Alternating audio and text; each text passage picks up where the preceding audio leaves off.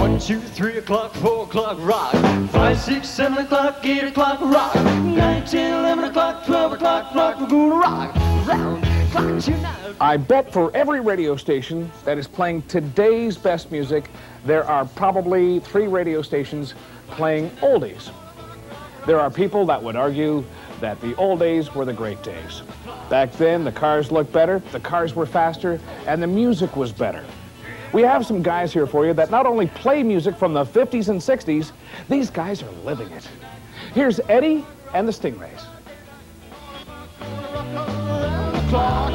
Here we go again, look out. You know, it's not hard to understand the reason for the success of a band like Eddy and the Stingrays. The music that ignited a generation of kids in the late 50s can still keep them hopping in the 90s.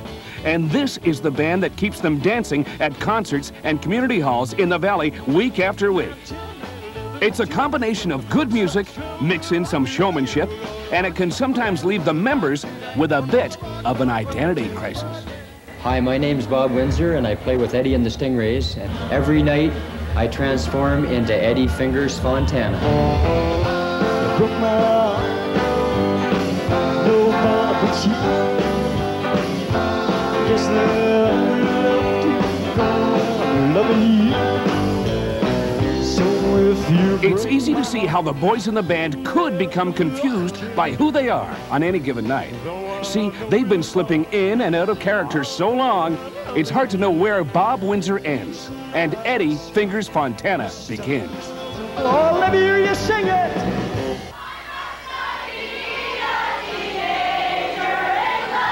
It's a Jekyll and Hyde thing, or even more, it's to draw a comparison that, you know, the average person might understand. It's when you go out for Halloween, or when you're older and you go to Halloween parties and you dress up, you take on a different personality with the costuming, and your inhibitions, you know, it probably go out the window, a lot of them anyway.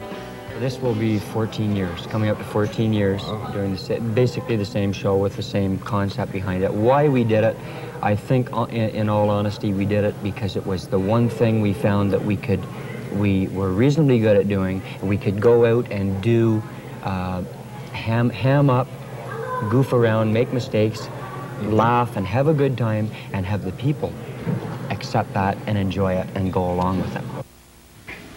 My hair all right? Yep. Okay. Looks good. And there are plenty of people ready to embark on a journey into the musical past with Eddy and the Stingrays. Take, for example, Bud and Betty Dawes of Armprior. Oh, talk about a lot of people. I tell you. 2 days shy of their 34th wedding anniversary, and they've been chosen as guests of honor at an Eddy and the Stingrays concert. Ladies and gentlemen, Betty and Bud Dawes.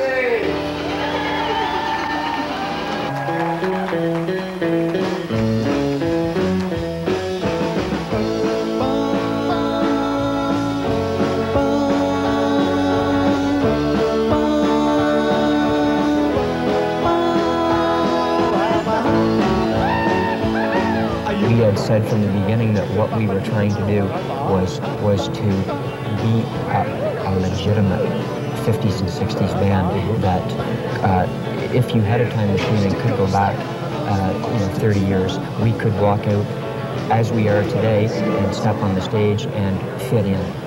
I remember one older lady came up and pushed a $50 bill into Eddie's hand and said, "Thanks so much. I mean, this money can't buy what you've given me," and then walked away. You're fine, so kind. Tell the world that you're mine. You hear with your eyes. And that was a motto, I guess, in the beginning, was that people hear with their eyes, and we're going to give them this visual thing.